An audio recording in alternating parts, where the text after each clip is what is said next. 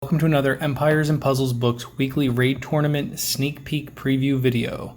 Each week, on either Friday or Saturday, I'll share the details of the upcoming raid tournament that will arrive in our game on Sunday. I'll also discuss the details of the team and strategy that I'll use for my tournament defense. I'll also share the defense team that took first place the last time we had this event. This week, we're going to be facing a 4-star rush tournament without any dark heroes. As this event is a rush attack tournament, that means all mana speeds are set to very fast. This is an ideal time to seriously consider our slow and average mana speed heroes, as they'll really come to life in this tournament. As there are no dark heroes, Holy will be ideal for tanks, as no element will be strong against Holy. Let's look at a couple options for Holy tank. Historically, the tank of choice for this event has been Lai Zhu. Set to very fast, she becomes a super killer, doing a significant amount of damage to all enemies and, more importantly, reducing the mana of all enemies by 20%. That's pretty significant normally, but in a rush attack it really helps slow down the fast attack that's coming from the Russia tournament. She is such a strong tank, in fact, that the last time we had this event, of the top 5 teams, 4 of them used her as tank. The person who placed second used Hu Tao, which isn't a bad option, but I just don't find Hu Tao nearly as strong as Lai Zhu. He hits a bit harder. However, the negative 40% accuracy he provides, I don't find that as valuable as just dropping the mana of the opponent by 20%. Now, there's been a new player on the field since the last time we had that event, and that is Gillen Bursty. And I'm pretty confident Gillen Bursty is going to be the tank of choice for this event. I know I'll be running at least one Gillen Bursty in this tournament, maybe even 2. The Season 3 healer also strikes, and I think he's going to be a beast with the attack increase that he has and then the amount of damage that he does to all enemies. So I'm most likely going to be running 2 of him. Another Holy worth considering for this event is Gretel. Although she's not tank material, she might be worthwhile on flank to one of the other 3 that we just mentioned. Now, some folks have had success using Gretel with Lai Zhu. I would tend to be very cautious about doing that because they kind of work against each other. Gretel's special really kicks in when the enemy hits full mana.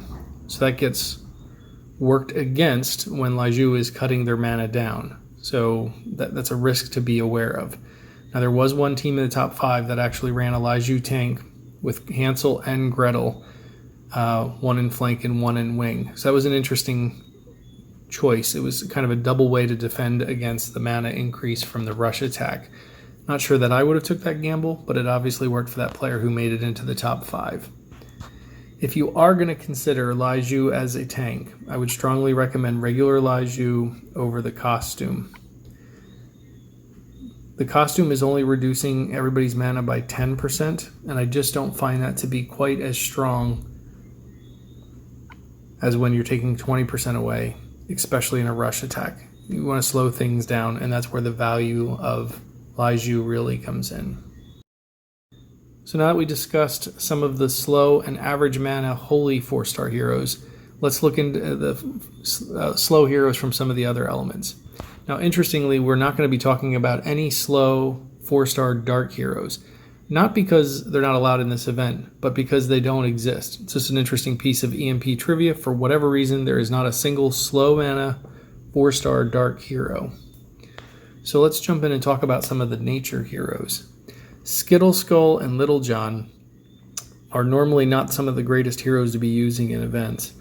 However, when their slow mana turns into very fast, they become quite the killer. Skittle Skull does a significant amount of damage and also reduces the attack of the enemy, which is super important. And Little John does a significant amount of damage, and he also cripples the mana generation, negative 64% for 3 turns. That's huge in a rush tournament. We did see some Skittle Skulls and at least one Little John in the top 5 last time around. Incidentally, Skittle Skull costume is fair game as well. I would not recommend Little John's costume though. He gives up that mana generation decrease for giving all of his allies dodge, which that dodge is more likely to occur the stronger the attack is.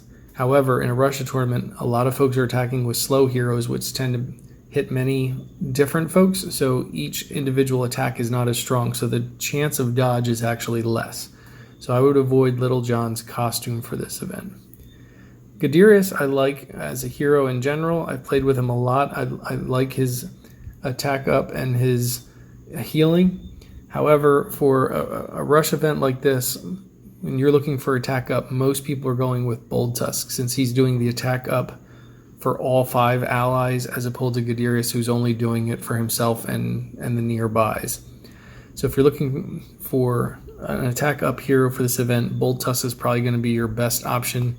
In fact, there were 5 Bold Tusks in the top 5 teams. Now that actually wasn't one on each team. One team had 2 Bold Tusks on it. So worthwhile hero to consider. All right, so that leaves us with 5 slow heroes for consideration for our defense team for this week's event. That would be the fire heroes Shade-Reave, Sumli, and Colin, and the ice heroes Jot, and the new Frank from this week's Morlovi event.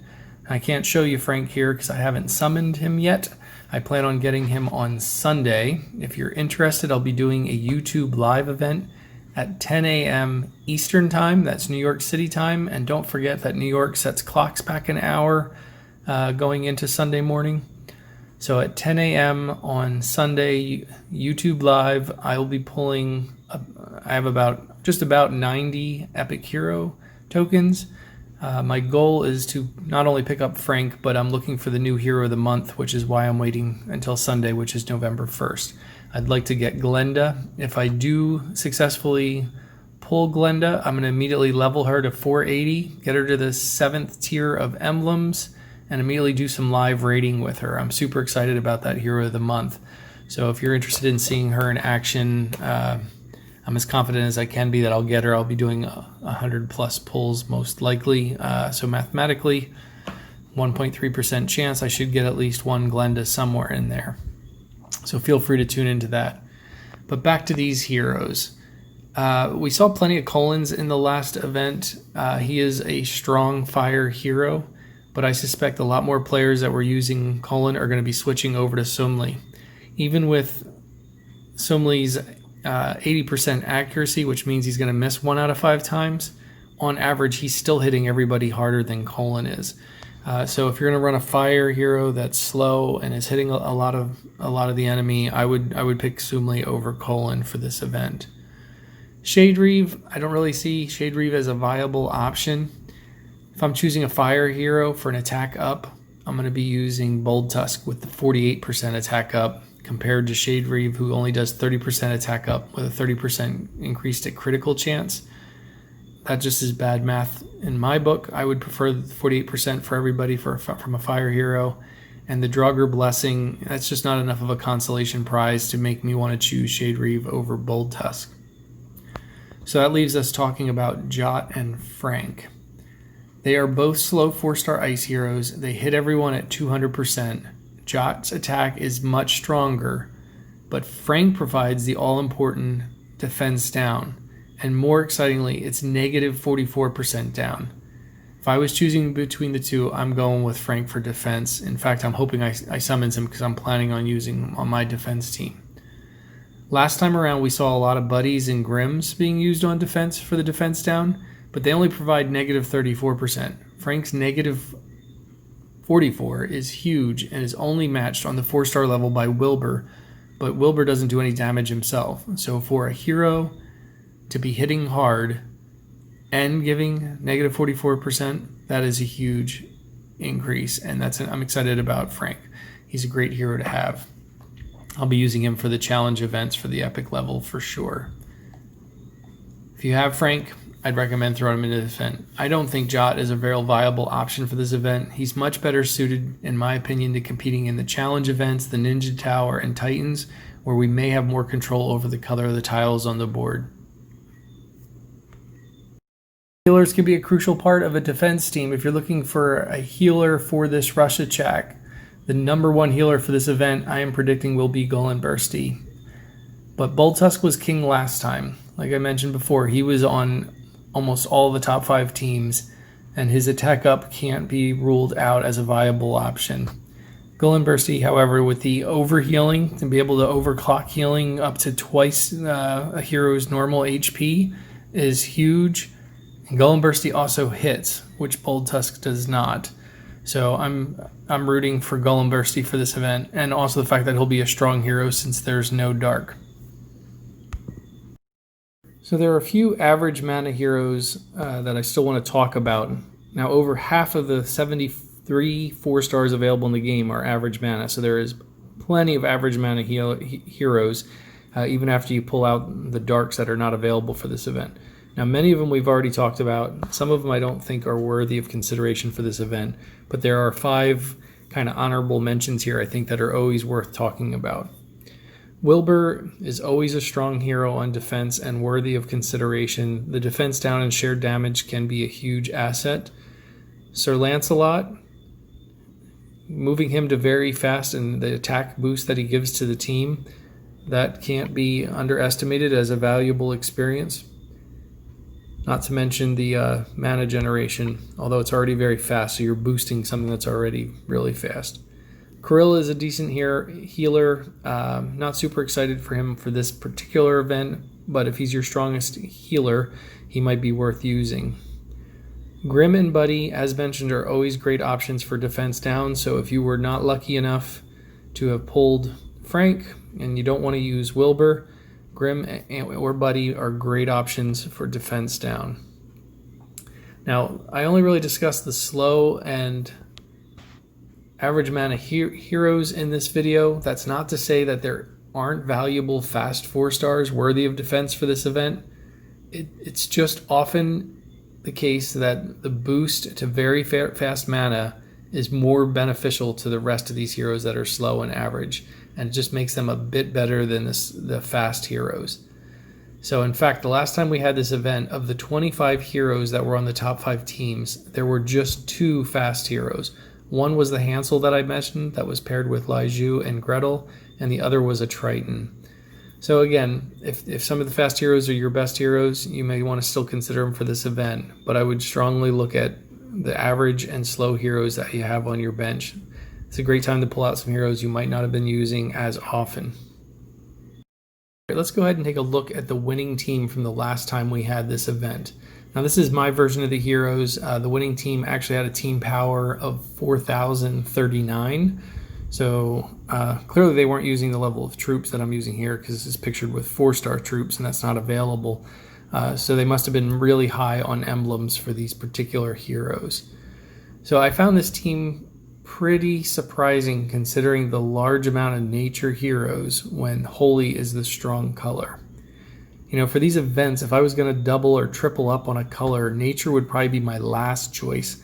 Reason being, there are so many incredibly built fire teams out there for the monthly challenge events because they tend to be the strongest team.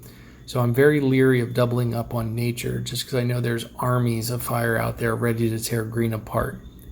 Obviously, this person took that chance and it worked out for them because they won the tournament. So hard to criticize a plan that works.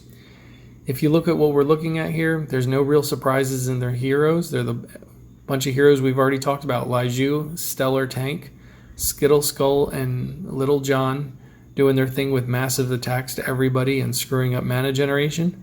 Buddy, the all-important defense down, and then Bolttusk for healing and that attack up. So the synergy in this team is really good. Really, my only critique would be that risk of stacking so much green when there's so much dangerous fire out there. But kudos to them for winning, and maybe that'll inspire something for your defense team this time around. All right, so let's take a look at the team I'm considering for this week. Now, let me be first to say my track record with 4-star tournaments, especially rush attacks, is not impressive. Frankly, it's pretty awful. My best defense so far on a 4-star rush event has been a D defense, so I have plenty of room to improve. Now, I imagine a lot of this is from the fact that I don't really have well-developed 3-star troops, and I don't have emblems on a lot of my 4s, as I'm concentrated my energies on maxing out 2-star troops for the 3-star events, and obviously my 4-star troops have a lot of work put into them. I also prioritize my emblems on the important 3-star heroes and the 5s that I use every day for raiding and war and titans and everything else. So my 4s are the weakest tier of heroes for me, but this is what I'm gonna give it a shot this time. I usually try to throw up some of the heroes that I do have emblems on, but this time I'm gonna go with a completely unemblem team and see how it works out. Now you see that first spot is empty. That is where I'm planning on sneaking Frank in. I do have the materials to fully level Frank and Glenda, so hopefully if I pull those Sunday, we can get them both fully leveled and get Frank in on this team. So I like the idea of using him there for the defense down. Lai Zhu, as we've mentioned multiple times, for the hit all and the decrease in mana. And I'm really kind of putting all my eggs in the Gullinbursti basket, as I think that is a phenomenal hero for this event. So I'm going to run double Gullinburstis and then Little John to take another whack at everybody and cripple their mana generation. So hopefully this team works out for me. Think it's a terrible idea? Let me know in the comments. Feel free to share with us what you're planning on running. We can give some feedback on your defense. I think it's always good for us to talk about what we're planning, as we can kind of inspire each other, critique each other, and challenge each other with what we're doing.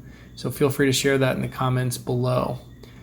For this week's defense, as always, I hope your defenses are sturdy, attacks strong, and tiles fortunate. Thanks for watching.